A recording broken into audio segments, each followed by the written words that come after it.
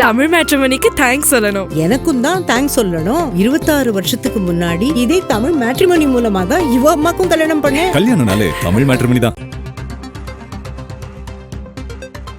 மதுரை மாநகர் மாவட்ட நிர்வாகிகளோடு அதிமுக பொதுச் செயலாளர் எடப்பாடி பழனிசாமி ஆலோசனை மேற்கொண்டிருக்கிறார்.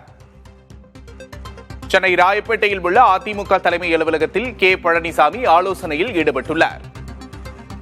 அதிமுக மதுரை மாவட்ட செயலாளர் செல்லூர் ராஜு உள்ளிட்டோர் உடன் இருக்கிறார்கள்.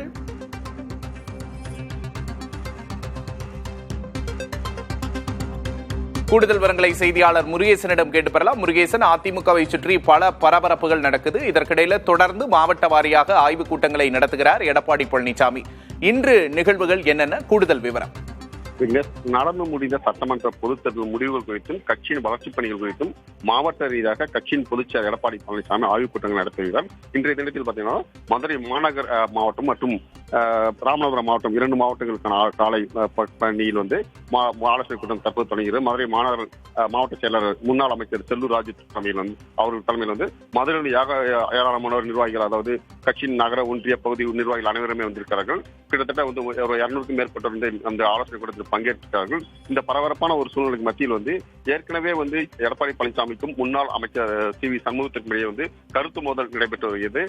விழுப்புரம் மாவட்டத்தில் சி.வி. சண்முக ஆதரவாளர்கள் கூண்டோடு மாற்றப்பட்டு வருகிறார்கள். அங்கி சார்புள்ள நிர்வாகிகள், மாவட்ட ரீதியாக உள்ள நிர்வாகிகள் அனைவரும் மாற்றப்பட்ட நிலையில் அங்குள்ள மாவட்ட செயலாளர் பசுபதி சி.வி. சண்முக ஆதரவத்தை புறக்கணித்து கூட்டங்கள் நடத்திய நிலையில் மிகப்பெரிய அங்கு ஒரு பிரச்சனைகள் ஏற்பட்டது.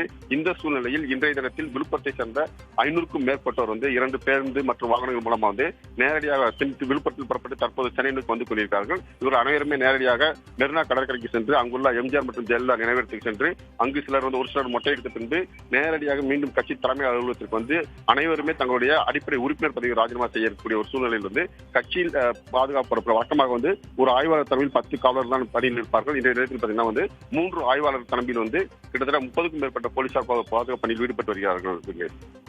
முருகேசன், ஏற்கனவே நான் அதிமுகவில் இருக்கிறேனா இல்லையா என்பதை எடப்பாடி பழனிசாமியிடம் தான் கேட்க வேண்டும் அப்படின்னு சி.வி. சண்முகம் சொல்லியிருந்தாரு. தொடர்ந்து அவர் அதிருப்தியில் இருந்ததை நம்மளால பார்க்க முடியுது. இந்த குறிப்பிட்ட விஷயத்துல எடப்பாடி பழனிசாமியோட முடிவு என்ன? தொடர்ந்து அவர் மௌனமா இருக்கிறதோட காரணம் என்ன?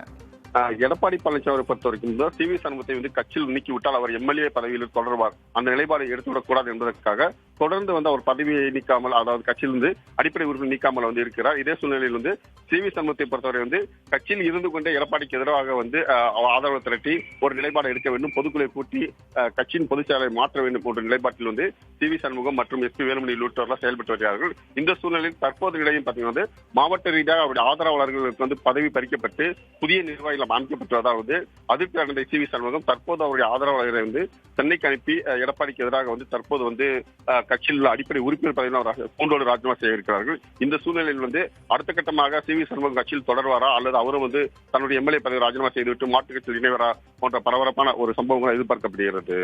நிச்சயமா முருகேசன், தொடர்ந்து பொறுத்திருந்து பார்க்கலாம் அடுத்தடுத்து என்ன நடக்க போகிறது என்பதை. அதிமுகவை சுற்றி கூடுதல் விவரங்களுக்கு நன்றி முருகேசன்.